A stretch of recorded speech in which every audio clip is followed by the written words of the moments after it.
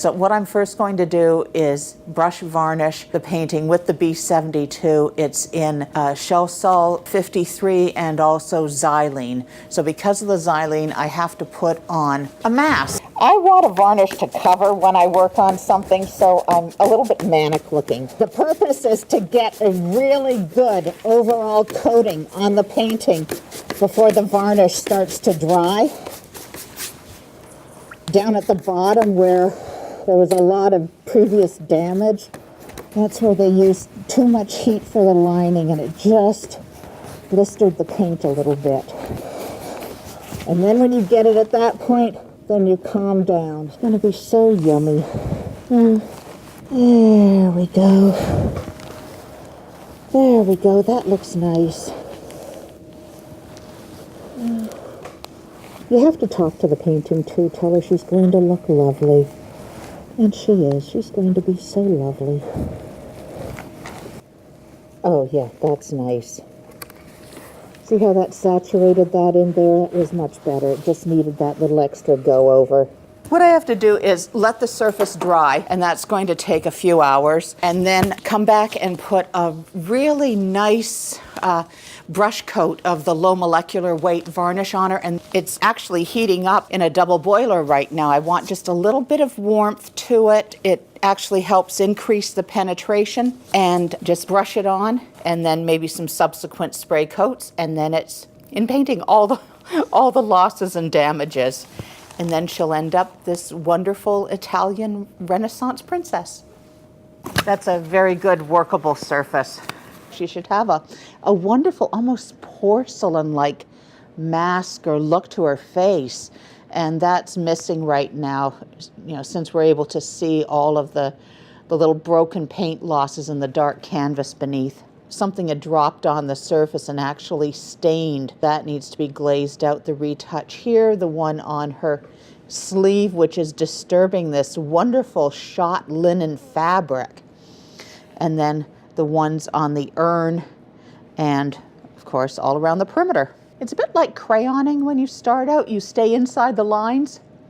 And then I make palettes on my own, and what I do is use conservation restoration colors, or I use watercolor as the base coat, and with pipettes. This one has a little bit of a varnish on it. It's got a V on the end of the pipette. This one has a solvent in it, so I can moisten it up. I will just apply the paint when I get it to the right thickness to the painting, and then just go in and paint all the little losses with sometimes very small brushes. She should look like a Renaissance Italian princess. Well, I'm pretty much finished with the main body of the painting right now. I had my moment yesterday as I was working on the bottom section here, and I realized if I continued to go farther with the in-painting, I would probably be adding myself to the painting. I'm not the artist, I'm the conservator. It's my job to repair damages and losses, to not put myself into the painting.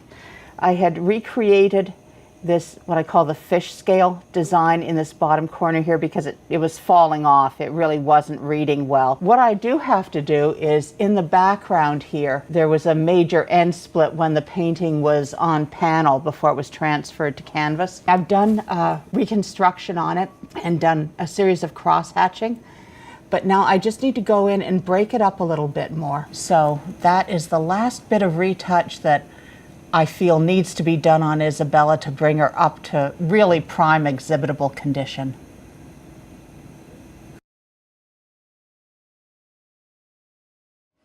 There we go. Turn it over nicely. It's really amazing what you can learn from looking at the back of a painting. The painting at one point was thought to be by Bronzino. There was actually a little label that was put on the back. It might have been in an auction, lot number 653 by Bronzino. It had been gifted to the Met, and they decided, well, it really wasn't something that they wanted in their collection, because when they looked at the painting and it was the Victorian image of Isabella, and obviously not by Bronzino, they decided to deaccession the work. The painting they got was the Victorian reconstruction of Isabella, what I call the cookie tin lid box look of Isabella. The painting basically went in the front door, out the back door, and ended up eventually at the Carnegie. This has been a fantastic project to be involved in. The X-ray moment where we found the older looking head under the Victorian image. When we found she was actually holding an urn and the hand was so much larger than this little dainty painted out Victorian hand. And then to get into the cleaning of the overpaint, to remove the overpaint and find out that so much of her was still there. She has such personality. She's now standing proud. She's got her halo, the urn, this amazing costume she's wearing.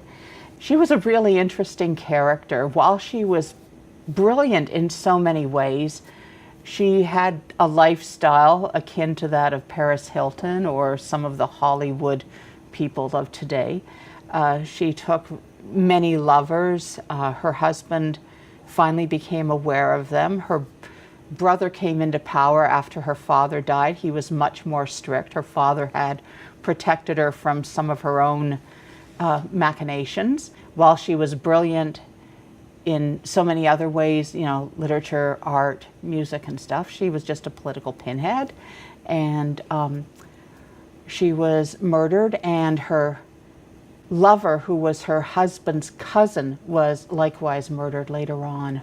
And then because of the information associated with Isabella, her painting basically was deinstalled from wherever they had it, and it went underground, and it ended up traversing its way west across Europe and ended up in London. Yeah, so a bit of a bad ending, but a great story.